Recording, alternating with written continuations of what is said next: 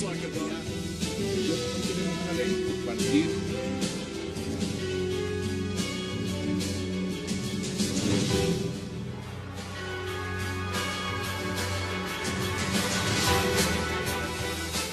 Bienvenidos a 360 grados, una visión global de la noticia, un espacio para debatir sobre todo lo que sucede en Colombia y en el mundo.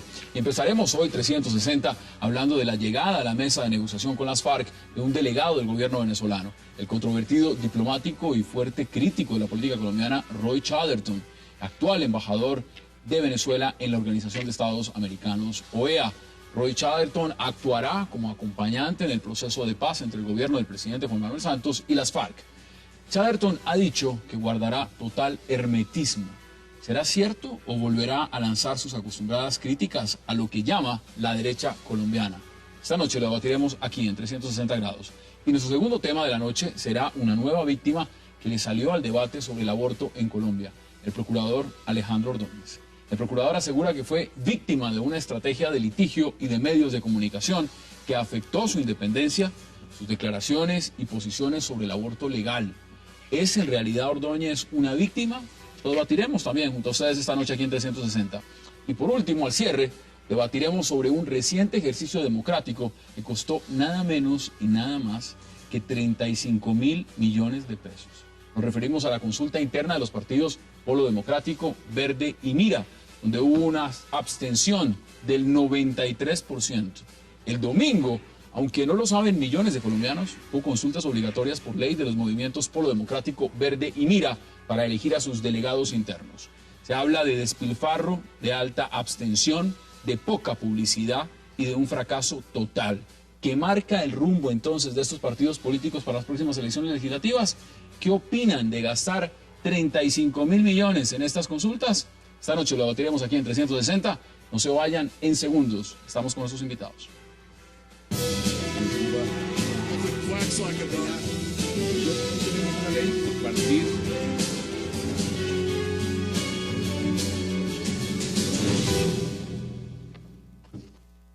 Y para debatir le damos la bienvenida a nuestros panelistas esta noche, invitados, lo que significa la llegada del político venezolano Roy Chatterton al proceso de paz con las FARC. Le doy la bienvenida al senador Juan Carlos Vélez, a Armando Noboa, a Sigifredo López y a Jaime Eduardo Arango. Caballeros, qué placer tenerlos esta noche en 360 y gracias por aceptar la invitación. Sigifredo, empiezo con usted. Roy Chatterton, aquí hay un proceso de paz, una negociación, empiezan las mesas en Oslo, se van a constituir. ¿Cómo ve usted ese delegado que pone Venezuela en la mesa?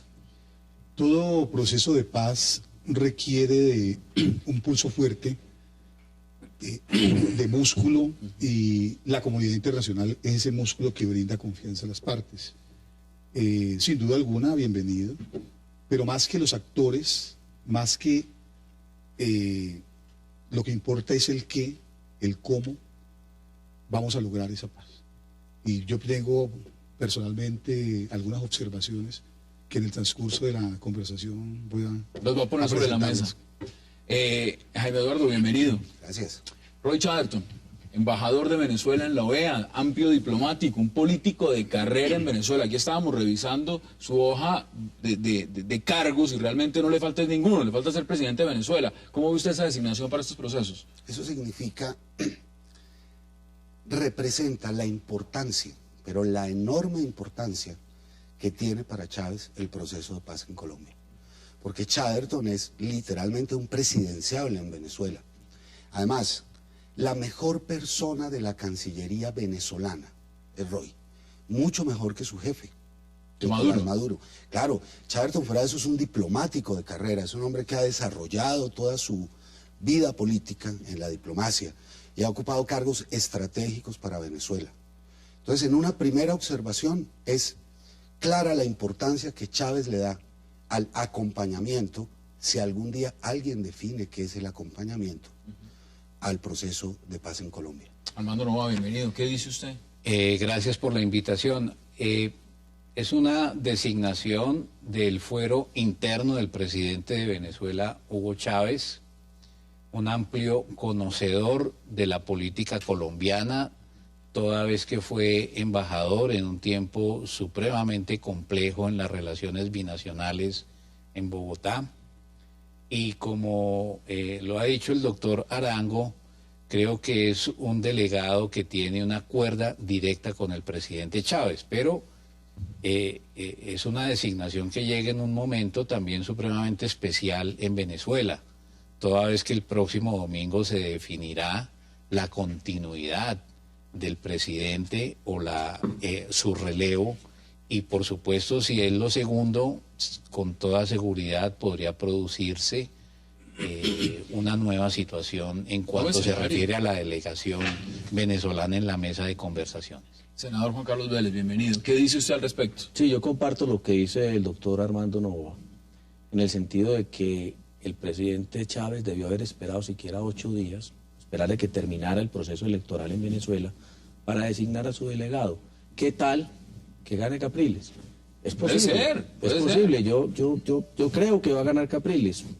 Uno me dice, no, es imposible, pero bueno, yo hablé con alguna persona de la oposición venezolana y me decía, recuerde que en las elecciones al Congreso la oposición obtuvo el 52% de los votos, los candidatos chavistas obtuvieron el 48%, o sea que hay la posibilidad de que gane. Por eso yo creo que debió haber esperado al presidente Chávez, porque ahora, suponiendo que gane Capriles, ¿qué va a pasar con Roy Chatterton en esa mesa de negociaciones? Empezando, ¿qué puede pasar con el proceso? ¿Usted está de acuerdo? ¿Debió esperar unos días en ese nombramiento? ¿O en este momento igual, sobre la baraja, también está sentando un precedente y está diciendo el presidente Chávez, mire, yo soy el presidente, este proceso es, como dice Jaime Eduardo, eso es muy importante y aquí está nuestra representación? Bueno, pensando en en el proceso interno venezolano, pues sin duda alguna el presidente Chávez está jugando una carta, él está en elecciones y como todo candidato no escatima esfuerzos que le puedan servir para un resultado. Pero más que la suerte de Venezuela me interesa y me preocupa y quiero llamar la atención sobre la suerte de los colombianos, sobre lo que está sucediendo allá, sobre lo que puede suceder allá. Si es que tal como se dice ya todo está arreglado y simplemente se está tratando de legitimar un proceso, ¿cuáles son o esas, si de verdad se va a construir un proceso? Esas grandes inquietudes que usted tiene, empezamos a ponerlas sobre la mesa. ¿Cuáles son, por ejemplo, en ese sentido? Bueno, yo tengo que plantear primero, si estamos si esto ya está acordado, entonces esa agenda no nos dice de resolver el conflicto en sus causas, no nos habla de eso.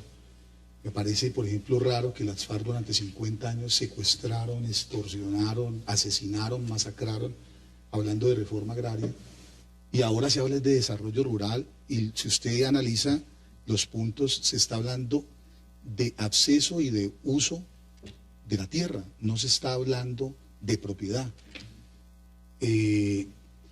Entonces, allí hay un problema. El otro tema es el modelo de negociación, otro tema es la representación de la sociedad civil, el otro tema es negociar en medio de la guerra. Aquí. Entonces, si gusta, podemos empezar con el primero. A mí me parece que las diferencias entre un proceso de paz real y un proceso de desarme son enormes.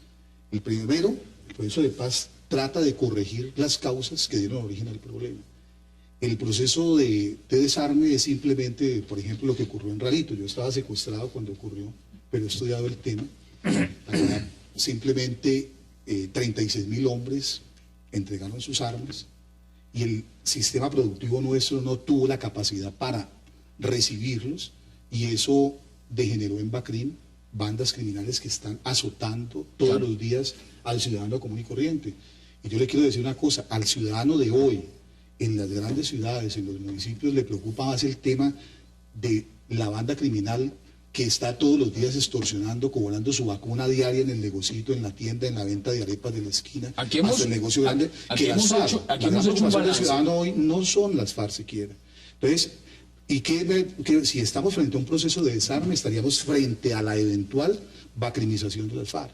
10.000 hombres ha dicho... Volviendo un poco al tema, porque el debate lo hemos hecho aquí en esta mesa, lo hemos amplificado en varios escenarios. Quiero retomar de lo que usted dice cosas importantes, porque si algo se está sentando justamente desde el punto de vista internacional, son garantes, son posiciones de una u otra forma que esas inquietudes que usted tenga, esos países garantes puedan servir como mediadores para aportar en la mesa de negociaciones, para que no se vaya de un lado a otro, volviendo un tema a lo que nos sienta esta noche en el debate. ¿A usted le preocupa que esté inclinada la balanza, por ejemplo, con alguien como Roy Chatterton en la mesa? Es decir, hacia los intereses de las FARC y no hacia los intereses de Colombia. La pregunta que yo me haría sería la siguiente. Desde el punto de vista de la posibilidad de la consecución de la paz en Colombia, ¿qué es lo que más le conviene a nuestra sociedad en relación a los resultados de las elecciones del próximo domingo en Venezuela? He oído opiniones en uno y otro sentido, mientras que un sector señala que la pérdida del poder presidencial por Chávez significaría el retiro de un aliado estratégico en este proceso de acercamiento de las FARC en su diálogo con el gobierno. Otros señalan que el recambio de la fórmula presidencial no alteraría de manera significativa la ecuación que se ha venido construyendo. Yo personalmente creo que de cara a la designación del embajador venezolano de la OEA en la mesa de negociaciones, pensaría que aquí se está jugando no solamente la suerte del conflicto colombiano, sino que se está jugando una situación de geopolítica en la región, donde está involucrado Venezuela, donde está involucrado Cuba, donde está involucrada Ecuador, de manera que esto hay que mirarlo en un sentido un poco más general, porque además de este episodio hay una serie de factores en juego determinantes. ¿Qué dice usted, senador? No, yo pienso que sí puede haber una ventaja para las FARC en un proceso de negociación cuando hay personas, digamos, desde el punto de vista ideológico afectas a ella. Yo pienso que Roy Chatterton pues representa a Chávez, y Chávez sabemos que tiene cierta cercanía ideológica con las FARC. Puede que no estén del todo casados, pero ambos sí han anunciado en ciertos momentos su cercanía desde el punto de vista ideológico. Entonces hay que esperar a ver qué otros facilitadores o negociadores o representantes de otros partidos, de otros países, van a llegar. Estamos muy pendientes de quién va a venir, por ejemplo, de Chile. Yo creo que Chile va a llevar una persona, también tiene que ser de unas calidades, diría yo, del nivel de Roy Chatterton. Esperamos que Chile no salga. Eso es un hombre que estuvo en el Caguán, es un hombre que sí, pero Chile tiene que llegar con una persona casi al mismo nivel, porque yo estoy sintiendo como que allá las FARC y el gobierno dijeron, bueno, usted los países negociadores o los facilitadores o los que nos van a acompañar en este proceso serán estos y estos. Y yo creo que el gobierno puso unos y las FARC puso otros. Por cercanía ideológica yo pensaría que Chile sería el representante, digamos, del gobierno y Venezuela sería el representante de las FARC. Entonces vamos a ver cómo quedan esos facilitadores en esa mesa de negociación. Y frente a lo que usted estaba diciendo también, que es importante, es qué tan adelantado estaba y qué tan adelantado está ahora. En lo que representa a Jaime Eduardo, por ejemplo, que esté Roy Chatterton o que hubiese sido otra persona, usted decía algo bien interesante. Esto es un hombre más calificado que Nicolás Maduro. Nicolás Maduro fue el que lo puso en la mesa de negociaciones y lo nomina y dice, esta es la persona. Pero también tiene el antecedente de que fue delegado de Venezuela en el Caguán. Es decir, conoció el proceso del Caguán, conoció a las FARC en ese momento y en un escenario muy distinto a lo que podía ser un proceso de paz en ese momento a hoy en día. Esas condiciones también le dan una complejidad distinta como poder ver esta negociación. La altísima calificación de Chatterton se debe a dos cosas que son inherentes al proceso y que suelen pasar desapercibidas, pero que están en el marco de geopolítica amplia. La primera es, las FARC son una herramienta de proyección de poder de un partido político que está en el poder en Venezuela, que se llama PSV. Y la negociación en Colombia es para ese partido político un tema de profundidad estratégica. Yo siempre he pensado, sin que lo pueda sustentar de una manera muy sólida, pero creo que la cosa va por ahí, que Chávez siempre imaginó que el papel de las FARC en Colombia debería ser muy parecido al de Hezbollah en el Líbano, que es un grupo terrorista que es herramienta de proyección de poder de Irán para tener una fuerza armada que coacta a un Estado y le permite a Irán agredir o defenderse de acuerdo a sus intereses. Y Hezbollah es a la vez partido político y organización armada. Creo que eso siempre fue lo que tuvo. ¿Y eso es lo que usted cree Chávez que se está llevando a cabo? Exceptuando que Capriles gane. Ese escenario ya lo vamos a ver después de la pausa, porque también es latente, las elecciones son el domingo y los venezolanos son los que deciden si sigue el presidente Hugo Chávez o llega Enrique Capriles. Damos una breve pausa aquí en 360 y ya regresamos con sus invitados.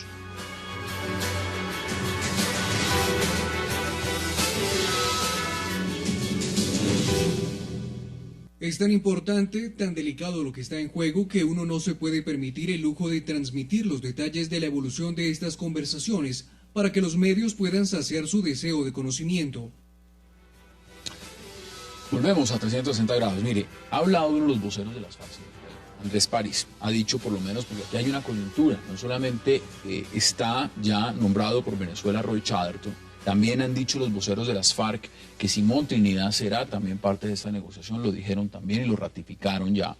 Está el tema de la salud del presidente Juan Manuel Santos. Evidentemente todo parece ser, indica que salió muy bien. Ha dicho Andrés París que le desea la mejor recuperación al presidente Santos y que esto no demora ni va a detener en ninguna medida lo que son los diálogos. ¿Cómo ve usted esa parte de la ecuación? Bueno, yo creo que tenemos que tener claro que unos diálogos de paz tienen unos actores donde quienes deciden son haga de cuenta, tenemos una mesa con 4 patas. El gobierno, los victimarios, la sociedad civil, las víctimas deben estar. Donde no están las víctimas hay una mesa de 3 patas. La comunidad internacional es simplemente acompañante de un proceso para garantizar confianza. Es simplemente veedora, ¿sí?, y garante de unos acuerdos para que se cumplan luego. La comunidad internacional no va a decir. Yo no le doy tanta importancia al tema de que sea Venezuela, sino que ese es un proceso que nace, que hay que apoyarlo, que hay que blindarlo, que nació con unos errores, que hay que tratar de corregirlos, y que si ya está todo decidido, si está legitimando como se rumora, pues tenemos que estar con ojo avisor, porque esto no puede, la paz no puede construirse a espaldas de los colombianos, porque es que allí se va a acordar el futuro de Colombia, el futuro de todos, y no puede, ese futuro no puede acordarse a espaldas de la sociedad civil. ¿Está de acuerdo, senador? Por supuesto, y dijo algo muy importante que de verdad yo no había tenido en cuenta. En esta mesa de negociación deben estar las víctimas. ¿Por qué no están las víctimas? A no ser que las FARC, como dicen, que las víctimas son ellas, porque yo le escuché a Andrés París que dijo, no, que ellos no iban ni siquiera a pedir perdón a las víctimas, que antes había que pedirles perdón a ellos porque las víctimas eran ellas. Pero sin embargo dijo, verdad, me parece muy importante. Quisiera anotar algo con respecto a lo de Simón Trinidad. Mire, yo estoy seguro de que Simón Trinidad no va a estar en la negociación. ¿Por qué? Porque Simón Trinidad es considerado hoy como uno de los delincuentes más peligrosos por parte del gobierno de los Estados Unidos. Está en una cárcel donde están los 450 delincuentes más peligrosos de 2 millones de presos que hay en los Estados Unidos. Y él no está acusado como Sonia, que esa sí puede estar en la mesa de negociación, porque ya está acusada por terrorismo, está condenada por terrorismo, perdón, por narcotráfico. Y la pena es apenas de 17 años, o sea que se puede negociar, en cualquier momento puede salir. Pero es que el señor Trinidad está condenado por secuestro, por terrorismo. Y estoy seguro, se lo digo porque tengo, digamos, las fuentes que me han dicho que definitivamente no va a estar en la mesa de negociación, ni siquiera va a tener la posibilidad de hacerlo de manera virtual, ni siquiera se le va a dar esa posibilidad, porque ningún funcionario de los Estados Unidos se va a atrever a concederle esa prerrogativa, porque eso tendrá unas consecuencias gravísimas para ese funcionario. ¿Qué dice usted? Yo creo que es una exigencia de muy difícil cumplimiento por el gobierno, el reclamo de las FARC en el sentido de que esté Simón Trinidad. Pero llamo la atención en el sentido de que el fiscal general de la Nación ha señalado su disposición a facilitar la participación mediática de él en las conversaciones, y registro también que hace muy pocos días el gobierno nacional dictó un decreto con el propósito de crear las condiciones para brindar salvoconductos a los líderes de las FARC que van a estar en el proceso de negociación.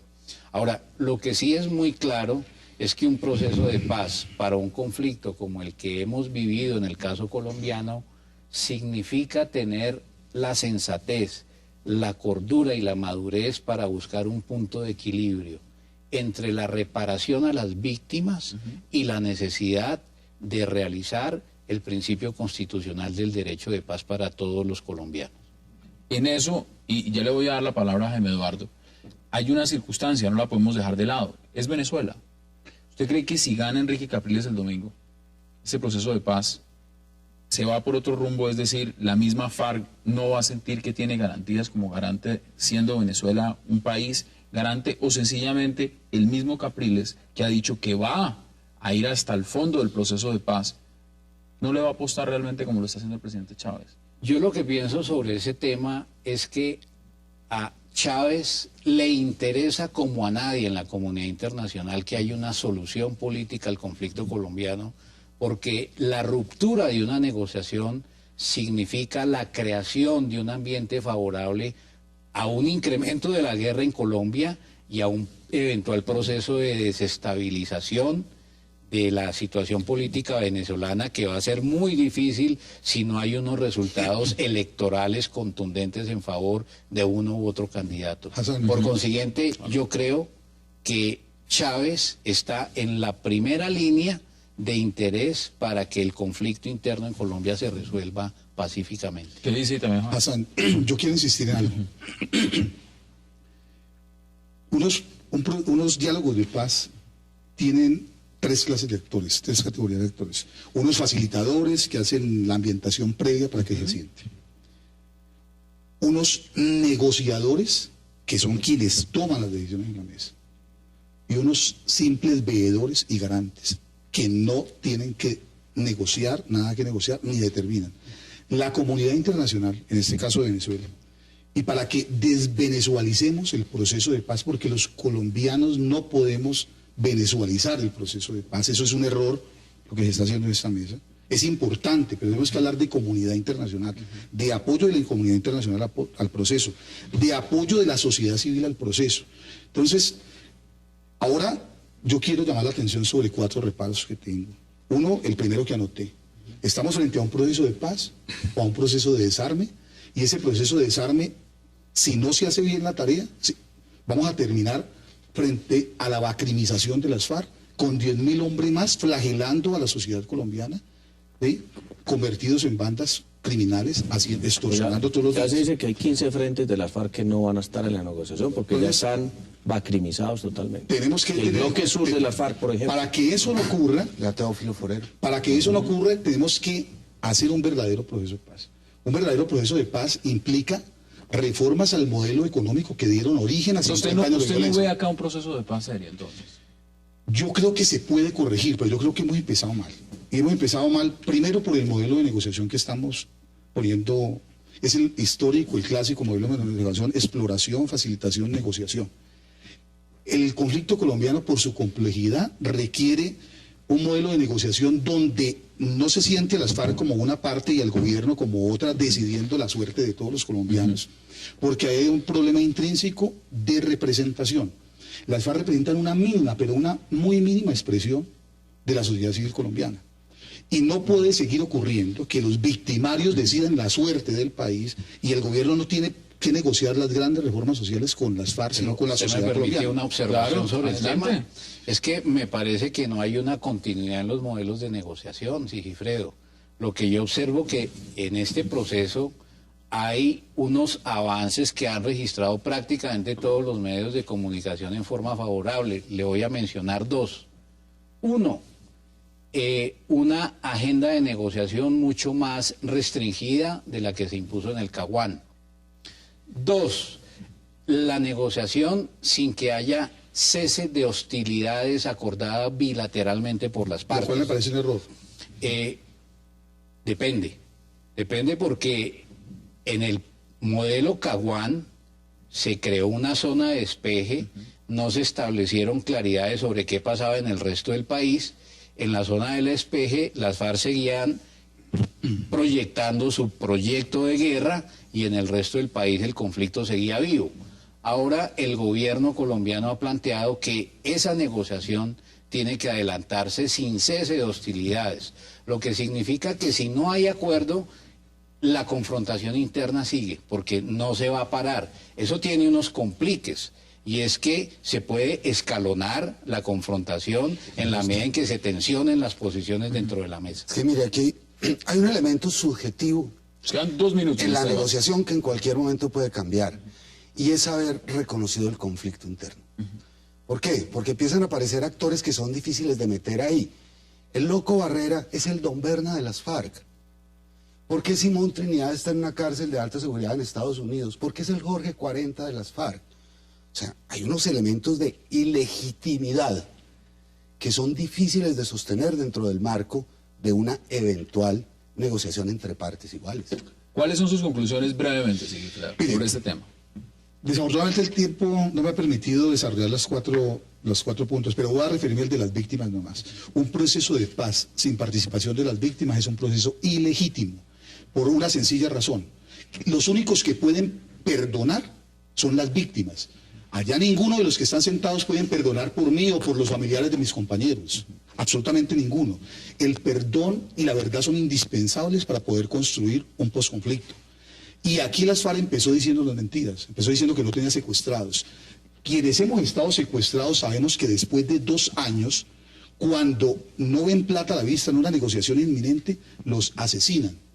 Nos tienen que decir qué hicieron con los secuestrados, porque han dicho que no tienen ninguna prueba. Estamos promoviendo... ¿Qué pasó con los 4 chinos secuestrados en Caquetá? No, y son muchos más. Estamos promoviendo para el próximo 14, para el día que se instalan los diálogos, estamos promoviendo una marcha con Ervin Hoyos de las víctimas de las FARC, para que nos digan por lo menos qué hicieron con ellos, dónde están sus cadáveres, que nos den las coordenadas y vamos por ellos. Pero un proceso de paz, una nueva sociedad, no puede construirse sobre las bases de la mentira y de la impunidad. Senador, sus conclusiones, brevemente, en 30 segundos máximo. No, yo de verdad sí estoy muy convencido en lo que dice Sigifredo. Este tema, a este proceso de paz le faltan las víctimas, hay que meterlas. Y hablo también de las víctimas indeterminadas, porque hay una serie de víctimas que, por ejemplo, cuando masacran a una familia entera, esas víctimas, ¿quién va a hablar por ellas? Porque el que quedó vivo pues va a decir, mire, yo fui víctima, pero esas otras víctimas también necesitan en su momento una reparación, y ahí viene la discusión que daremos más adelante con respecto al tema de la impunidad. Y ya lo vamos a mirar. Quiero agradecerle, Sigifredo, porque sé que no se queda el tema del procurador, se quiere quedar a hablar del procurador. No, quería hablar básicamente del tema de paz. Este tema lo vamos a seguir abordando y va a estar en la agenda, porque evidentemente lo que viene es todo un proceso. Pero de permítame, yo meto la cucharada. Meta la cucharada brevemente, porque ya me está revisando el la pausa. reconocimiento de las víctimas en un conflicto interno no significa necesariamente, aunque es deseable, su presencia en la mesa de conversaciones. Otros modelos de negociación exitosos no han implicado que las víctimas sean una parte de la negociación entre el Estado y quienes hacen la guerra con las armas en la mano. Pero por supuesto sí estoy de acuerdo que es necesario avanzar en políticas concretas de perdón, reconciliación y de reparación integral a las víctimas. No, mire, las víctimas no pueden ser invitados de segunda. Las víctimas tienen que ser interlocutores de primer nivel de los victimarios. Como se hizo aquí de manera absurda, eso necesariamente no como se hizo en significa Sudáfrica. que Mire, les propongo lo siguiente, hagamos una pausa y regresamos y seguimos hablando del tema, porque hay varias cosas que podemos seguir debatiendo. Damos una breve pausa en 360 y seguimos debatiendo unos minutos más lo que significa esta designación de Venezuela del embajador en la OEA, Roy Chatterton, como mediador o representante de Venezuela en la mesa del proceso de paz en Colombia, y por supuesto las implicaciones de ese proceso de paz. No se vayan, ya regresamos.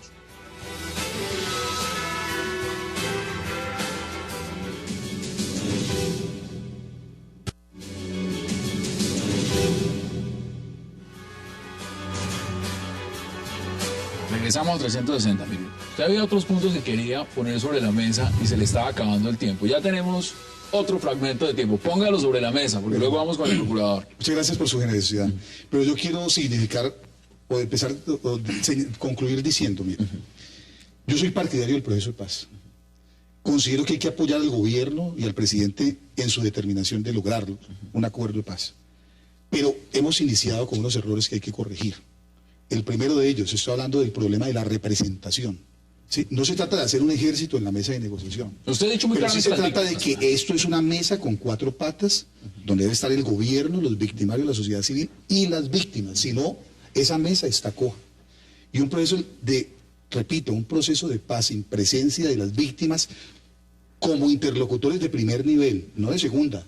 Es un proceso ilegítimo, porque es que el daño se lo han causado a toda la sociedad, pero encarnado en las víctimas. ¿Sí? Pero me voy al pragmatismo. Mire, el gobierno ya ha dicho, los que son estas partes y ya no hay nada. O sea, esos cupos ya los cerraron. Entonces, bueno, supongamos que es así. Yo creo que va a haber etapas y cada etapa requiere un proceso. Si fuera así, un proceso en esa forma es ilegítimo, porque no está teniendo... ¿sí?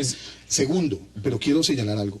Mire, es necesario, si estamos realmente, o debemos entrar en el tiempo de las víctimas, no podemos seguir designando o teniendo a los victimarios como gestores de paz y decidiendo la suerte de toda la nación. Las víctimas tienen que estar allí. Pero el problema de representación se puede corregir. ¿Y cómo se puede corregir? Mire, por ejemplo, en los puntos de la agenda hay un punto que se llama desarrollo rural. Se va a hablar de desarrollo rural y no están allí representadas las asociaciones de campesinas ni los gremios del agro. Bueno, entonces se va a hablar de reforma educativa y ahí no está representada ni la academia ni los estudiantes, para no mencionar lo de las víctimas que tampoco pero no sería eso. Es necesario. Entonces yo creo que llegó la hora de la sociedad civil, llegó la hora de la academia, es necesario iniciar una serie de debates, de foros sobre cada uno de los temas, ir adelante de esos temas y llevar las conclusiones de lo que piensa la sociedad civil a esa mesa. Y en esa mesa deben lograrse los acuerdos. Y esos acuerdos de que se lleguen... ¿Usted lo ve viable? Luego deben ser refrendados. Yo creo que el mecanismo más idóneo es un referendo. Y todos esos acuerdos para que el pueblo colombiano diga si está o no de acuerdo con lo que decidieron allá. Es que allá no pueden decidir por usted, por mí, o por la mayoría de los colombianos. Debatámoslo. Usted ya puso el argumento sobre la mesa. ¿Qué dice? Yo suscribo por completo la posición de Sigifredo. Nada más extraordinario y raro en la historia del pensamiento político colombiano e internacional que el marco para la paz. Es la primera vez que yo tengo razón de que un Estado construya una legalidad contra sus propios ciudadanos, contra el derecho de las víctimas. Tratar de construir sobre una base de impunidad, una legitimidad hacia adelante, y fuera de eso mintiéndole al país metódicamente, diciéndole que ese marco no es para la impunidad. Eso es sumamente ofensivo y yo entiendo la posición tan apasionada de Sigifredo en ese sentido. Pero mire, el marco ya está. El tema de los negociadores, los garantes, los facilitadores ya están. Es pragmático ampliar esa baraja y ahora no se va a sentir desventaja. ¿Qué dice usted frente también a lo que han dicho Sigifredo y Jaime Eduardo? Yo creo que no solamente es necesario mantenerse en el marco de esos acuerdos que ha conocido la sociedad colombiana, sino que sería altamente inconveniente hacer un planteamiento en el sentido de que deben estar muchos sectores que representan distintos problemas de la sociedad colombiana al interior de la mesa de negociaciones. Y me parece aún más inconveniente anunciar desde ahora la necesidad de que se convoque una Asamblea Nacional Constituyente. Es que estamos en otro momento político. La Asamblea Nacional Constituyente de 1991 abrió los espacios para una democracia integral. Si yo tuviera posibilidad de estar como sociedad civil en la mesa de negociaciones, les diría, mire, señores de la guerrilla y el gobierno, pónganse de acuerdo para abrir un segundo momento de reformas que permitan aplicar la Constitución del 91. Por ejemplo, hay que reversar reformas a la Constitución que ha aprobado este Congreso. En la Constitución quedó registrada una cosa que es vergonzosa para el principio de transparencia, el Acto Legislativo 1 del 2011. Entonces, ahora que estamos en contra de que hay una mesa de negociación cerrada, estamos pidiéndolos que abran la posibilidad de que esos acuerdos sean refrendados por la sociedad colombiana. Pero me parece que ese es un planteamiento equivocado. ¿Qué dice respecto, senador? Bueno, lo primero que le quería contar al doctor Novoa es que tal vez fui yo el único senador, no sé en la Cámara de Representantes cómo fue que votó en contra negativamente ese acto legislativo número 1 del 2011, que ahora se llevó otra vez al Congreso a ver si se revoca. Hay un proyecto de acto legislativo haciendo tránsito precisamente en la Comisión Primera del Senado para revocar ese acto legislativo que en eso sí estoy de acuerdo con usted, nefasto, porque eso eliminaba el conflicto de interés para los parlamentarios en los proyectos de reforma constitucional. Lo segundo, el tema de la constituyente. La FARC ha venido diciendo, se lo escuché a Andrés París, en una entrevista que le hizo una emisora de radio de aquí de Bogotá, e igualmente lo leí en el periódico El Espectador, en una entrevista muy larga que le hicieron tal vez un fin de semana, donde ellos planteaban que dentro de los mecanismos de refrendación está la Asamblea Nacional Constituyente. Ese es un tema que va a generar alguna discusión en la mesa de diálogo y vamos a ver el gobierno cómo lo va a manejar. Pero frente al tema de las víctimas, que me parece muy importante y en eso seguiré insistiendo, que tiene mucha razón Sigifredo, y en eso deberíamos seguir insistiendo, es que el gobierno sí no las incluyó. Ese ejército de negociación sí lo hay, realmente lo que es un ejército. Cuando usted mira, todos los negociadores de la FARC son como 22 y del gobierno son como 30. Lo que pasa es que hay una figura como una especie de cuarto del lado, donde hay unos señores allá pendientes que es lo que se está negociando y salen y hablan y conversan con los negociadores, pero ahí en ese cuarto del lado yo pienso que el gobierno debería abrir el espacio a las víctimas. Yo pienso que debería convocar invitar a 2 o 3 personas, no le genera absolutamente ningún ¿Y le da mayor legitimidad? Le da mucha mayor legitimidad, pero sobre todo para que en esa negociación la voz de las víctimas de la guerrilla pueda ser escuchada. Perdona, yo quiero... Quedan 2 minutos. El gobierno tiene que entender que lo único que blinda el proceso son las víctimas. Para darle un solo ejemplo, las FARC dijeron, sin ningún recato, que no tenían secuestrados, que ellos eran víctimas. ¿Alguien les dijo algo? Solo las víctimas pueden garantizar verdad allí. Antes porque una víctima le dice, no, mire señores, ustedes están mintiendo por esto y esto. Y es distinto cuando allá como no hay víctimas, pueden decir lo que les ocurra, pero cuando hay una víctima al frente, no pueden decir mentiras, porque se le van a quedar ante el país como unos mentirosos, como están quedando evidentemente ahora. O sea que las víctimas garantizan verdad. Las víctimas dan legitimidad al proceso. Las víctimas son las únicas que pueden perdonar. Es que un proceso de paz sin perdón es un proceso virtual. ¿Sí? Eso no es un proceso de paz real, es un proceso virtual. Y frente a eso, esa es la amenaza que tenemos. Lo que estamos es proponiendo, diciendo, advirtiendo, mire, hay errores por negociar en medio de la guerra, porque no hay confianza de la sociedad en las FARC. Imagínese, por ejemplo, hace 2 meses Tumaco quedó sin... ¿Usted se imagina que Cali quede mañana la pregunta que muchos por una hacen bomba es sin si hay que energía? creerles. Se rompe Mire, el proceso. En 20 segundos, para que pueda concluir, porque ahora sí se nos acabó el tiempo, tenemos que ir a una pausa y quiero que todos puedan sobre este segmento poder dar sus conclusiones. ¿Cuáles son las suyas, Jaime Eduardo? La mía elemental, muy triste, que las víctimas de un país como este no se sientan representadas en una negociación por su propio gobierno. 20 segundos, ¿cuáles son sus conclusiones? Un proceso de paz significa justicia, tolerancia y reconciliación. La sociedad colombiana tiene que encontrar un equilibrio para la realización de esos 3 valores. Si se hace un proceso de paz como retaliación, eso va al fracaso. Igual si se hace un proceso de paz con impunidad. 20 segundos, senador, para que concluya este tema. Que aquí va a haber una dificultad muy grande en este proceso de negociación, porque las FARC definitivamente no quieren abrirle espacio a las víctimas en la mesa de diálogo, y más aún, ese término o esa posición que están fijando, perdón, quiero decirlo así, en que ellos son las víctimas y no los victimarios, yo creo que ese va a ser uno de los principales escollos que va a tener este proceso de negociación. Sí, Fredo, 20 segundos. 20. Soy optimista frente al proceso de paz, a pesar de que nació con errores. Esos errores se pueden corregir poniéndole pueblo, legitimando el proceso, no solo incluyendo las víctimas, sino haciendo que se toquen allí reformas sociales indispensables para poder que estemos frente a un verdadero proceso de paz y no frente a un desarme que va a traer peores consecuencias y que puede ser simplemente otro ralito. Sigifredo López, gracias por acompañarnos en este bloque. A ustedes muchas gracias, muy amables por invitarme. Vamos a hacer una pausa y al regreso entraremos a debatir y analizar lo que ha significado la nueva posición del Procurador General de Colombia, Alejandro Ordóñez, cuando ahora parece ser él es la víctima en el tema del aborto. No se vayan, ya regresamos con ese debate.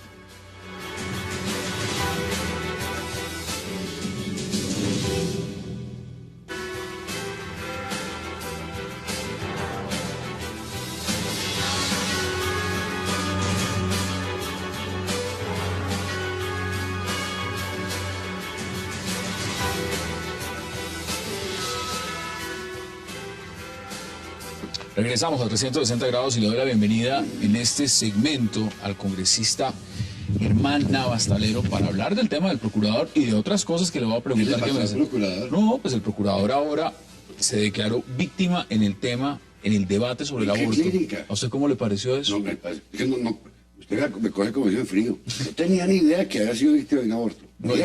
En el debate sobre el aborto. En el debate. Pero que usted me cogió de sorpresa. En el debate. No, en realidad, escúcheme, doctores, pero es que no, ignoraba de qué estaba hablando usted. Bueno, se lo pongo como es. Se declaró víctima en el debate sobre el aborto. ¿Cómo le parece eso? El hecho de que se haya tenido que retractar y lo demás. Gravísimo, gravísimo. Porque reconoció que la Corte tenía facultad para hacerlo rectificar. Porque nosotros los servidores públicos somos los más llamados a acatar las sentencias. Aquí lo que está buscando es la nulidad del fallo. Bueno, tiene su derecho, pero no tiene públicamente que desautorizar a un juez. Jamás. Armando, ¿qué dice usted al respecto? Dice que es una víctima en ese... Y es no solamente víctima, acá hay una conspiración.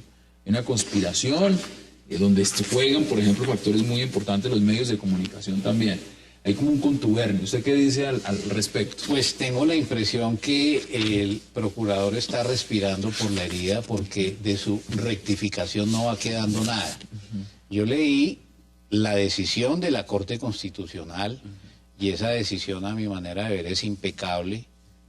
Tutela el derecho a la información, tutela el derecho a la salud, hace una serie de observaciones y un inventario de las conductas del procurador y de sus funcionarios más cercanos en contra de las órdenes que había emitido la Corte Constitucional sobre este tema, y creo que es un argumento sofístico para tratar de deslegitimar y de crear un ambiente desfavorable a la Corte Constitucional ahora que tiene que decidir sobre su incidente de nulidad. Senador, le doy la palabra también sobre el tema del procurador. No, yo creo que aquí lo que se ha venido generando es un gran debate sobre ciertas decisiones que ha venido tomando la Corte Constitucional recientemente. De hecho, esta semana en la Comisión Primera del Senado tuvimos una discusión amplia frente a un proyecto de ley que está haciendo tránsito, que el autor es Armando Benedetti, que tiene que ver con la eutanasia. Y lo que pretende es reglamentar algunas decisiones de la Corte Constitucional. Yo diría entonces que hay temas que la Corte Constitucional ha venido reglamentando, que son del resorte, para mí exclusivo del Congreso, como es lo que tiene que ver con la legalización de la droga, lo que tiene que ver con la eutanasia, lo que tiene que ver con el aborto, temas que a mi modo de ver la Corte Constitucional de pronto ha ido más allá de los límites establecidos en la propia Constitución, porque asume algunas funciones de reglamentación. Y en el tema de la posición del señor procurador, pues obviamente él está buscando la forma de que ya no sea esa sala de tres magistrados de la Corte Constitucional la que establezca, digamos, qué es lo que debe hacer frente al tema del aborto y la posición institucional de la Procuraduría al respecto, sino que está buscando entonces que haya un pronunciamiento de la Sala Plena de la Corte Constitucional, y me imagino que estará pretendiendo que ese fallo o esa decisión, perdón, sea favorable a su posición. Ya le doy la palabra porque sé que usted quiere intervenir sobre el tema. Pero de una vez. Puede a mí, digamos, yo invito a que hagamos una reflexión propositiva del tema. Lo que me parece interesante de este debate es que desbloquea el debate sobre el aborto, hace conocer a la sociedad colombiana las distintas posiciones que hay sobre la materia, y a alguien le leí un artículo muy reciente en donde llamaba a un acuerdo nacional sobre el tema del aborto. A mí esa idea me parece interesante. ¿Qué le suena? Jaime Eduardo, ¿cuál es su posición? Lo que no está bien es que se haga política con el aborto. ¿Usted está haciendo su opinión abiertamente? Se está haciendo abiertamente para evitar la reelección del procurador. Se creó un pico de opinión artificial, presionado, sobre una tutela relativamente sencilla al derecho a la información, con la finalidad de deslegitimar la posición del procurador, de tal manera que se pudiera minar su posición frente a una eventual reelección, porque el presidente Santos lo ve como un eventual opositor al proceso de paz. Eso fue en realidad. Usted le ve es decir, usted matizando lo que usted está diciendo, que ahí es un gran componente político. Netamente político. Netamente político. ¿Usted está de acuerdo? No, para mí todo esto es jurídico. Es netamente... Yo no acepto que se diga que la Corte se extralimitó. Lo que digo es que el Congreso, al cual usted y yo pertenecemos, no ha sido capaz de legislar En el caso del aborto, ¿cuánto hace que se le llamó la atención al Congreso? Pero les da miedo, doctor. Les da miedo porque no quieren perder votos. No opinan porque no quieren perder votos. Y esperan que otro presente el proyecto por ellos y miran cómo está la situación para votar o no votar. Pero es aún peor. Es decir... Pero la culpa es del Congreso, no de la Corte. Es que el procurador es un representante de la sociedad ante las instituciones del Estado. Creo que ya lo habíamos advertido en un programa anterior. Echo de menos la falta de ecuanimidad y ponderación del procurador. Yo lo invitaría a que tratara de sopesar las distintas opiniones que hay y le hiciera una propuesta al país que permitiera concitar un debate en clave positiva. Pero tengo la impresión que el procurador, así como algunos de sus contradictores, están en un pugilato de oídos sordos, y quien va a terminar perdiendo en ese debate es la sociedad colombiana. Mire, veamos justamente qué ha dicho el Procurador General en este tema, que es justamente el tema que estamos debatiendo esta noche. Sobre pretexto de defender los derechos fundamentales en una acción de tutela, se orquestó una estrategia de litigio y de medios de comunicación que afectó en todas sus proporciones el Estado social de derecho, así como el derecho al acceso a la administración de justicia. No solamente está diciendo que hay esta estrategia de litigio y de medios de comunicación, sino que esto afectó la independencia de la Procuraduría. O sea, es decir, no se es independiente. La Procuraduría es independiente si el Procurador es independiente. Yo tuve oportunidad y el honor de trabajar con tal vez el único procurador serio que tuvo este país, con Mario Aramburu Restrepo. Fue un hombre que nos dio todas las confianzas y jamás se metió en eso. No importa quién fuera. Y recuerdo cuando el caso del doctor Carlos Lleras le hizo, y de una vez mandó la renuncia. Cuando el escándalo de Martínez, Fabio Peñalosa, la orden era investiguen. Nunca nos presionó ni para un lado ni para otro. Yo tuve una investigación contra, siendo tan católico el doctor, contra un sacerdote, complicó bien. Jamás el doctor Aramburu, jamás me pidió explicaciones de conciencia. Sí está. Eso era un procurador de verdad. Él le decía, mire, vaya, investigue esto y punto. ¿Usted dice, ese era de verdad, este no es de verdad? No, digo, ejercía procuraduría. Los otros hacen política. Él no la hizo nunca. Y cuando se le venció el periodo, se presentó, dijo, no hombre, el que me voy, ya. Y recuerdo que en aquella oportunidad, el que le reemplazó a él, estuvo encargado los 4 años, porque no hubo acuerdo en el Congreso para elegirlo en propiedad. Y yo me formé con él y aprendí de él a que con la justicia no se hace show y tampoco se vale uno de los cargos para perseguir a nadie. Aquí hay que matizarlo Pero, también. mire, Germán, que leyendo en detalle esta parte de la declaración del procurador, me parece que hay unas afirmaciones supremamente delicadas, porque está colocando en el ojo del huracán a la sala de la Corte Constitucional. Mire, lo está que diciendo dictó la misma viceprocuradora Marta Isabel está Castañeda. diciendo que esa sala Dice, orquestó 3 magistrados, dice una Humberto operación, Sierra, Ernesto Vargas y María Victoria Calle. diciendo directamente con nombre propio que esa sala lideró un atentado contra el Estado Social de Derecho. Eso es supremamente delicado, dado que la principal función de la Corte Constitucional y de todas sus salas es precisamente garantizar la observancia y la vigencia plena del Estado Social de Derecho. Mire, lo voy a leer textualmente, que eso es lo que ha dicho la viceprocuradora, Marta Isabel Castañeda. Sobre pretexto de defender los derechos fundamentales en una acción de tutela, se orquestó una estrategia de litigio y de medios de comunicación que afectó en todas sus proporciones al Estado Social de Derecho, así como al derecho al acceso a la administración de justicia. Eso está diciendo el documento que presentó la Procuraduría. Es supremamente delicado porque ¿a quién se le ha afectado el derecho de acceso a la justicia? ¿Al Procurador General de la Nación? ¿A quién? Pero el Esperemos que la sala plena se pronuncie eso le quería sobre preguntar. el incidente de El senador Vélez lo ha dicho. El tema es si la sala plena da un concepto. ¿Usted cree que es mucho más favorable si lo da la sala plena y no sencillamente esta facción de 3 magistrados? Claro, la sala plena, indudablemente, es la que debe, a mi modo de ver, pronunciarse, pero yo creo que aquí ya estamos llegando a un punto donde la sociedad va a tener que tomar unas decisiones frente a los temas que yo acabo ahora de mencionar, como más precisas. El tema del aborto, por ejemplo, el doctor Navas hizo tránsito en la Comisión Primera del Senado y allá se presentó una propuesta por parte liderada por el procurador, entre otros, donde se solicitó que prácticamente la decisión de la Corte Constitucional frente al tema del aborto, los 3 casos en los cuales se permite el aborto, pues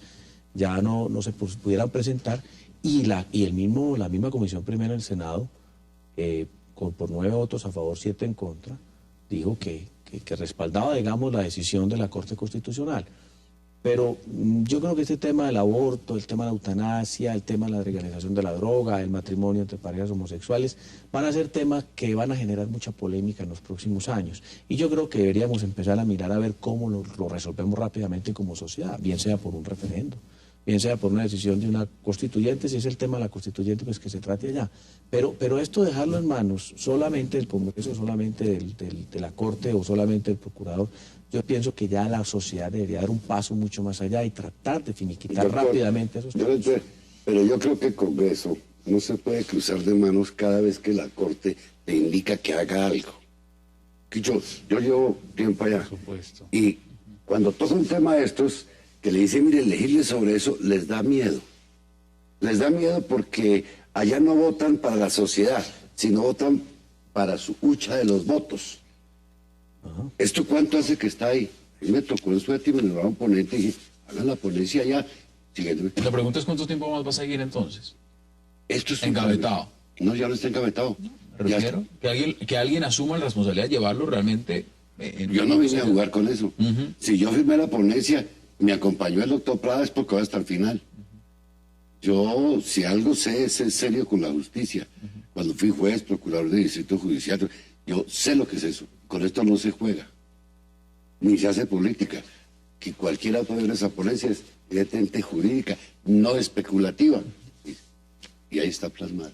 ¿Cuáles son sus conclusiones sobre este tema? Porque luego de la pausa vamos a hablar también de lo que significaron esas consultas de 35.000 millones de pesos que han generado mucha polémica. Pero ¿cuáles son sus conclusiones frente a este tema? Ideal que estas cosas vayan al Congreso. Más ideal que fueran al constituyente primario, que se le preguntara directo a la gente. Mauricio Vargas escribía el lunes en El Tiempo que uno de los grandes defectos del pensamiento liberal aristocrático es pensar que la visión de ese pensamiento es transferible de una manera inmediata a la totalidad de la sociedad, y no es así. Hay cosas como el aborto, la eutanasia, el matrimonio homosexual, etcétera, que requieren de una aprobación mayoritaria que seguramente no tendrán. Por lo tanto, el mejor escenario posible para que eso suceda es el Congreso. ¿Puedo hacer un comentario? Sí, brevemente.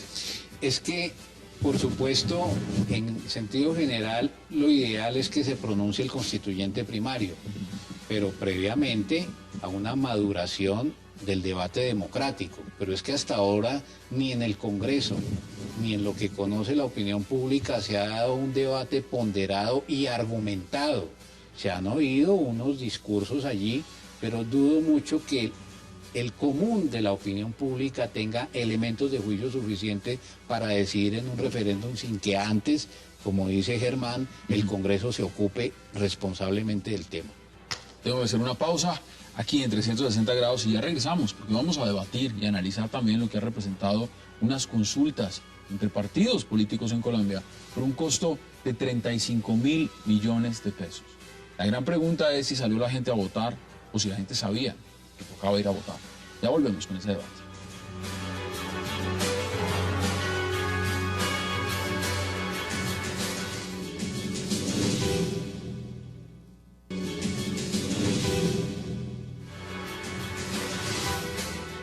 Regresamos a 360 grados y ahora vamos a analizar y a debatir lo que fueron este ejercicio democrático de partidos políticos, el Polo Democrático, el Partido Verde y Mira, donde los ciudadanos al parecer no salieron a votar, solo salieron a votar el 1.6% de los ciudadanos. Esto costó 35.000 millones. Yo le pregunto, ¿cómo vio usted el ejercicio democrático, Armando? Bueno, son conocidas las críticas a estas consultas por la falta de presencia de los militantes de los partidos, entre otras cosas porque son consultas que se hacen en medio de la crisis de los partidos. y la deslegitimidad que tiene frente a la opinión pública la actividad política. Pero haría unas observaciones. Claro, participó solamente el 1.6%. Yo creo que esa cuenta no se puede hacer así, porque si son consultas internas de los partidos, hay que confrontar esta tasa de participación versus el número de militantes que tiene cada partido. El problema es que los partidos no tienen organizada adecuadamente una base de militantes que les permita decir, mire, en la ciudad de Bucaramanga tenemos 2.000 militantes y entonces es necesario poner un número de mesas adecuada a esa participación. Ahí está la base del fracaso de las consultas del domingo anterior, en la desorganización de los partidos políticos. ¿Usted también lo ve como un fracaso? ¿Un fracaso? Sí, yo creo que falta de divulgación y educación de nuestro elector. Si esto fuera un país medio decente, la gente buscaría intervenir en la organización de su partido. Pero aquí siguen acostumbrados al bolígrafo. Y a mí no sé si fue la quien tomó las consultas, serían buenas. El Estado debería promocionar más, pero que entren al juego todos. Pero es que no solo unos. Los partidos grandes se quedaron quietos, porque les gusta el bolígrafo. Los pequeños se arriesgaron, pero no hubo la difusión suficiente. Yo tampoco lo critico. Esto sirve como una enseñanza para que se reduzca el gasto en un futuro. Por ahí entendí que alguien en el Senado propone que se le dé una plata al partido y que la haga. Está bien. Eso es una buena idea. No, ¿Es una buena idea? Alguien en el Senado la dijo. Yo pienso que deberíamos tener dos tipos de consultas. Una consulta para elegir candidatos presidenciales el mismo día, por ejemplo, que se hacen las elecciones al Congreso, que yo creo que fue exitosa la del Partido Verde en su momento, y igualmente la del Partido Conservador, una participación de 1 millón, o 2 millones, o 3 millones de personas. Y otra que deben organizar los mismos partidos para solucionar, digamos, su organización interna y elegir a sus propios dignatarios. Yo creo que los partidos deben hacer un esfuerzo grande por carnetizar más a su gente. Y no crea, doctor Navas, que en los partidos grandes, si hubieran estado presentes los partidos grandes, hubiera sido un éxito. Yo recuerdo, yo hago parte del partido de la U, recuerdo hace unos 3 años que hicimos una consulta igualmente para elegir unos directorios, una cosa muy complicada que se inventaron en su momento, pero no más, creo que 250 o 300.000 personas votaron en la consulta del partido de la U, cuando el partido de la U después en las elecciones al Congreso obtuvo cerca de 2 millones de votos. Pero por lo menos las directivas del partido adquieren legitimidad. A mí no me disgusta. Si votaron 10 por su partido, eso sí. Es que lo grave es que los partidos se reúnan, 4 o 5, y digan, nosotros vamos a hacer el directorio acá, electa. No, vamos a educar al pueblo para eso. Pero que el partido, digamos, Claro haga que- su propia, lógico, pero y que el que partido- garantice la gente. El principio de la participación democrática de los ciudadanos militantes de un partido para escoger sus representantes es un principio democrático que hay que defender.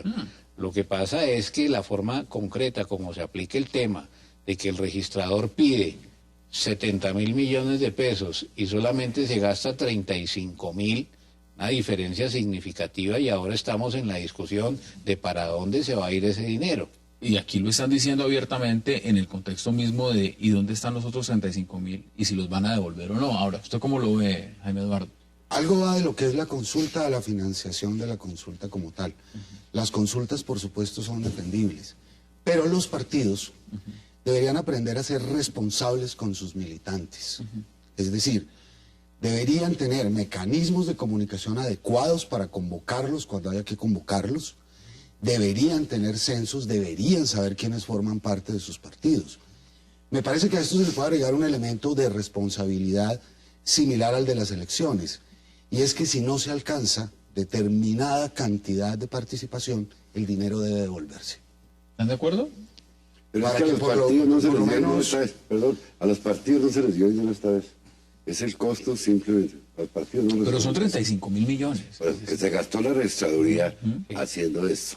Quien hizo la proyección del Fue la gasto fue la registraduría. registraduría con base en una información que suministraron los partidos. Ahí eso es justamente una de las Y grandes haga su consulta, usted era como así. Punto. Eso sería valor. Yo pienso que me gusta la idea del senador Vélez. Una cosa es la consulta popular para escoger candidatos presidenciales y otra cosa son los procesos de consulta interna.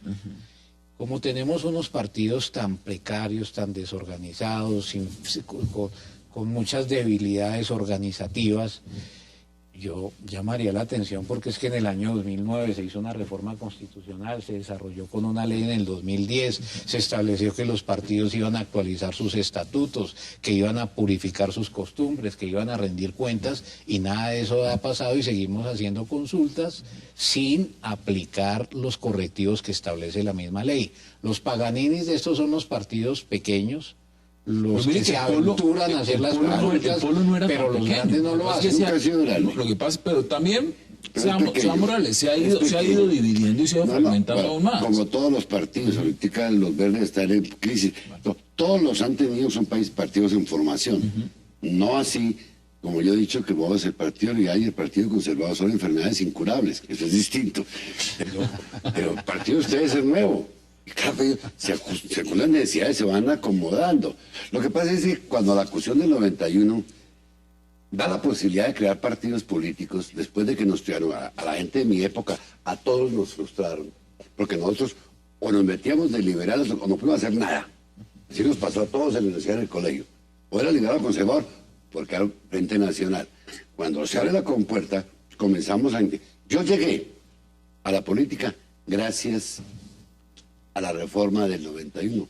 De lo contrario, jamás hubiera ido a la política. Yo no me le iba a humillar a un directorio para que me diera un puestico en una lista de papeles. Una lista, o lo hubiera yo salí a las calles y conseguí.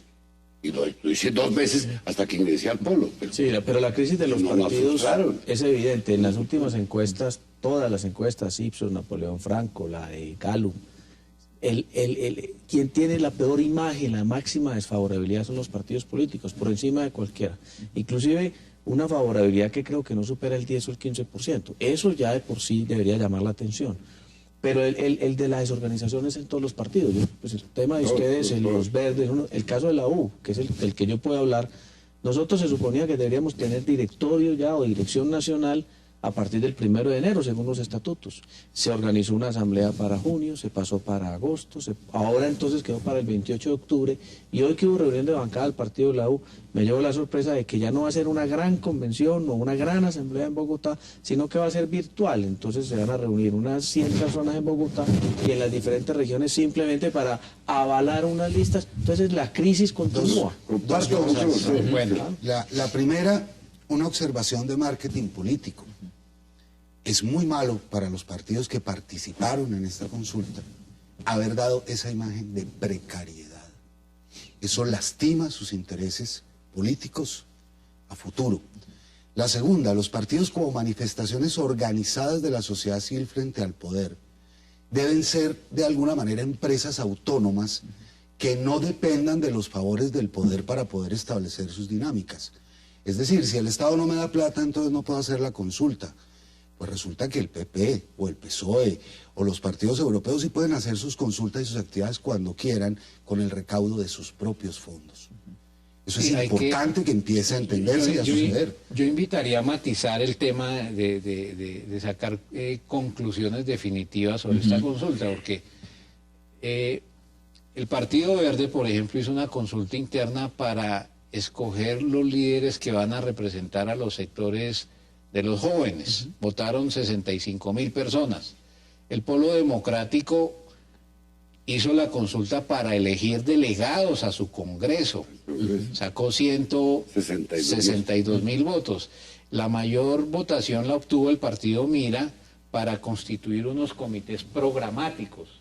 Ahora, quienes han vivido la realidad interna de los partidos saben que en el fondo esas no son unas malas votaciones, porque aquí no están en juego ni puestos ni contratos, sino esquemas de estructuras internas.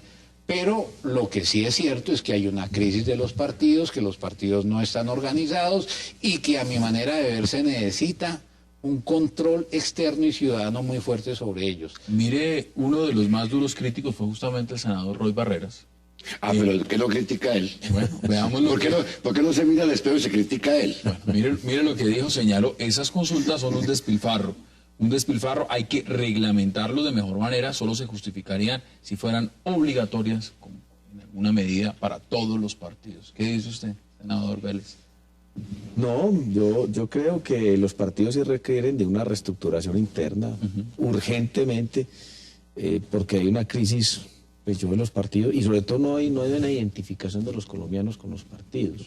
En las mismas encuestas que uno ve, pues obviamente esos son mediciones, el 70% de los colombianos se consideran independientes. Solamente el 30% dice pertenecer a un partido. Entonces el partido más grande que hay en Colombia, que es, a veces estamos nosotros los de la U o el Partido Liberal, apenas tiene el 12% del total de los colombianos. Entonces, uno va al caso de Alemania, por ejemplo, donde hay unos partidos muy fuertes. El Partido Demócrata Cristiano tiene alrededor de 800.000 afiliados, el Partido Socialdemócrata alrededor de 1 millón de afiliados, personas que pagan entre 5 y 7 euros mensuales. Entonces se imagina recaudando 5 millones, casi 50 millones de euros al año un partido, pero porque sus militantes aportan. Porque yo tuve la oportunidad alguna vez de tener una invitación y conocer toda la estructura del Partido Demócrata Cristiano Alemán.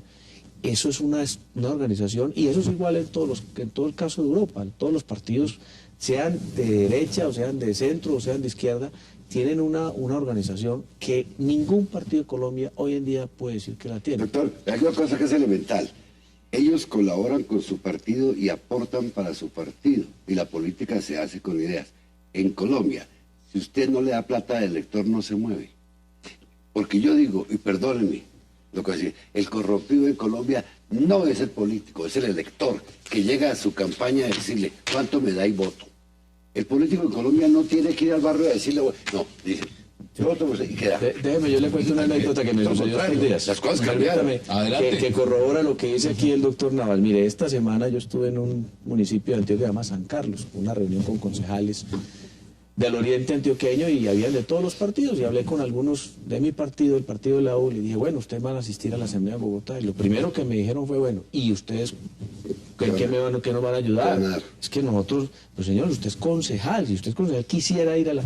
Y tuve la oportunidad de estar en la Asamblea, en la Convención Republicana en los Estados Unidos, y hablé con mucha gente, y yo les preguntaba, bueno, ¿y ustedes quién nos financió? Mira, nadie nos financió. Todos esos delegados que no ven a las asambleas, no, los tipos hacen rifas. Los tipos hacen rifas y se financian la ida allá. El partido no les ayuda, cosa que a mí me sorprendió, a pesar de que ahí decían que esa convención había costado cerca de 50 millones de dólares.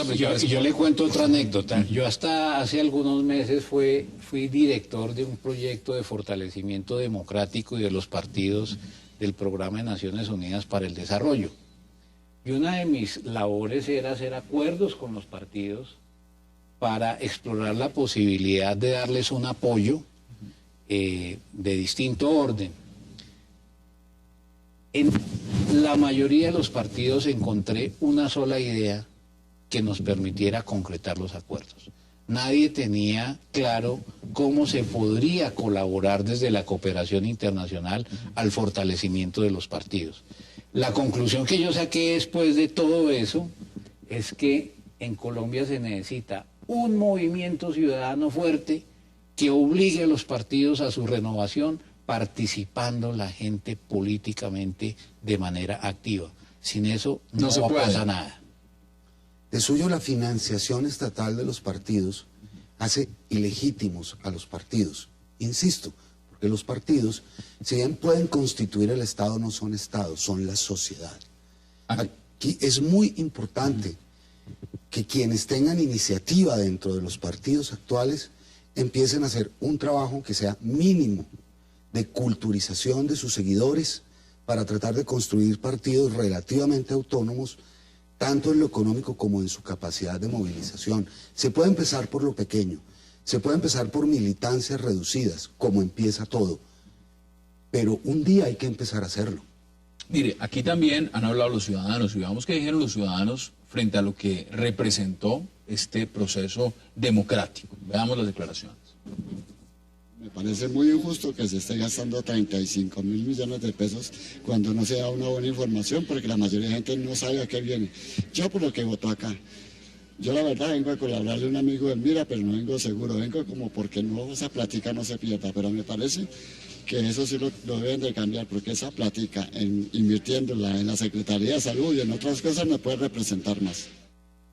Mire, aquí nos están escribiendo también, y lo hace Rafael Guarín, quien es un asiduo televidente y nos escribe bastante, y dice lo siguiente: consultas prueban gravísima crisis del polio del Partido Verde, están reventados, fraccionados y no son alternativa. Pero además agrega, con 35.000 millones votados en politiquería debieron hacer obras para prevención y atención de desastres que no tienen financiación. ¿Qué dice usted al respecto, Armando? No, yo creo que a ese comentario de Rafael, que es tan agudo, hay que agregarle que esa opinión se puede generalizar, como lo dice el senador Vélez, a todos los partidos, no solamente a los verdes y al polo. Si los otros partidos hubieran ido a una consulta, el resultado hubiera sido exactamente el mismo, igual. se lo ve igual. Hubiera sido el mismo. Hubiera sido igual. Yo comparto la tesis del doctor Novoa y no critico solo al polo, critico al elector colombiano. El único responsable de que eso pase es usted, que lo está criticando. Usted que no va a votar, usted que vende su voto, él es el responsable. Si la gente, como lo dice usted, saliera conscientemente a votar por el que le gusta, esto cambiaba. Pero muchas de las personas que están escribiendo acá son de los que dicen, yo no voto porque a mí no me gusta la política. ¿Cuántas veces no han dicho usted, no han contestado así, senador? No, pero muchísimas. Bueno, entonces, tienen el Congreso que se merecen porque hace reunión en su casa. ¿Y con los 35.000 millones no se hubieran podido hacer otras cosas? Desde luego que se han podido hacer otras cosas. Por eso, insisto, estos partidos dieron una sensación, por no decir lo otro, de precariedad. Y deberían, y me llama mucho la atención la irresponsabilidad con que manejan y la arrogancia con que manejan sus cosas, explicarle a la ciudadanía lo que Armando explicó ahora, cuáles fueron los resultados. Nadie los conoce, nadie los ha publicado, a nadie se le ha dicho. Por lo menos explíquenle, quienes son parte de esos partidos, a la ciudadanía, que por lo menos se obtuvieron unos buenos resultados, que hubo unas votaciones, y que si bien se perdió mucha plática, pues no fue toda. Pero es que ni a eso el Mira ya dijo que yo escuché a los del Verde diciendo, sacamos tantos votos, lo dijeron los verdes. El Polo dijo, sacamos tanto, eso y tanto, y lo dijeron ellos.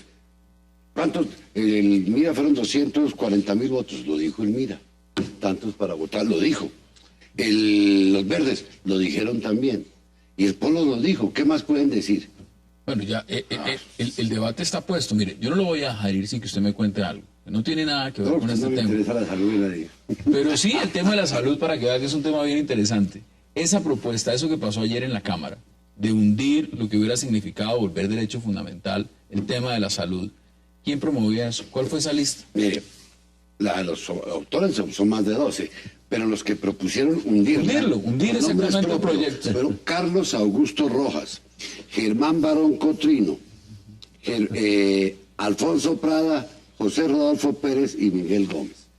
El argumento que dio el doctor Prada, y se los tengo aquí, es que no era necesario porque ya la Corte Constitucional por jurisprudencia llegaba a ese resultado. O sea, la Corte le ha hecho el trabajo al Congreso. Cuando la Corte lo que hace es un llamado al Congreso, miren, pónganlo ahí. Segundo, esto es mucho más práctico, porque siendo un derecho fundamental, no se puede entrar a negociar los derechos fundamentales. Y para efecto de la tutela, no tiene que jugarse a entrar por la puerta de atrás, que es lo que le gusta a los colombianos. Si tiene la llave de la casa, ¿por qué se mete por el garaje? Entonces, si usted mete una tutela por el derecho a la salud, tiene que interponerla por el derecho a la vida y dar la vuelta para entrar allá. Entonces, el señor dijo que Prada, que no era necesario porque ya estaba. Entonces se dice, bueno, entonces, si ya está, ¿qué problema tienen que no lo aprueben? La prueba de que sí les dolía algo es que el ministro de Hacienda estuvo allá y mandó a sus sabuesos pendientes de quién votaba. Doctor Nava, yo le quiero decir una cosa, y se lo digo aquí en público y en televisión. Si usted presenta el proyecto de acto legislativo, cuente con mi firma. Gracias, doctor. Yo la apoyo porque yo estoy de acuerdo con lo que usted está diciendo. En la Asamblea Nacional Constituyente hubo argumentos exactamente iguales. ¿Para qué van a incluir una Carta de Derechos y en los tratados internacionales que ha suscrito Colombia están todos esos derechos? Pues 20 años después encontramos que si no se hubiera incluido esa Carta de Derechos, los jueces no se hubieran pronunciado nunca sobre ella. De manera que es muy útil que ese tipo de ejercicios los haga el Congreso para incorporar garantías fundamentales que puedan ser protegidas por los jueces. Ahí están los nombres. Concluidos este debate, Jaime Eduardo. Como voz discordante, la salud primero de todo no es un derecho. Y en segundo lugar, la quiebra efectiva del sistema de salud se debe a que los jueces nos impusieron un nivel de gasto en salud que desbordó el sistema. El gobierno está, con su propuesta de ley estatutaria en salud, tratando de corregir ese problema. Cuando se han hecho fundamental, los jueces no van a recetar drogas. Por eso, pero eso tiene razón el doctor Navas, es que hay que entrar por la puerta de atrás. El derecho a la salud se está reconociendo. Lo que pasa es que se tiene que ser como un derecho subsidiario del derecho a la vida. Entonces, el gobierno tiene que tener una política pública para hacerle frente a Por esta eso le crisis preguntaba, porque aquí catastrófica de la salud. encendimos otro debate. Quiero agradecerle a Jaime Eduardo Arago por haber aceptado la invitación. A ti, Hassan. Congresista Germán Navas Tareo, gracias por haber No me aceptado la arrepiento de invitación. nada de lo que dije. No, usted nunca se arrepiente.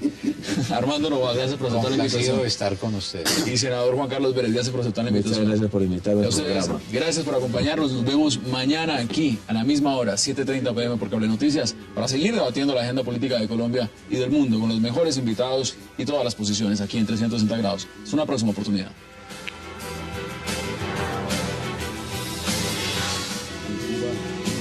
Quacks like a donut. Yo tenemos una ley compartir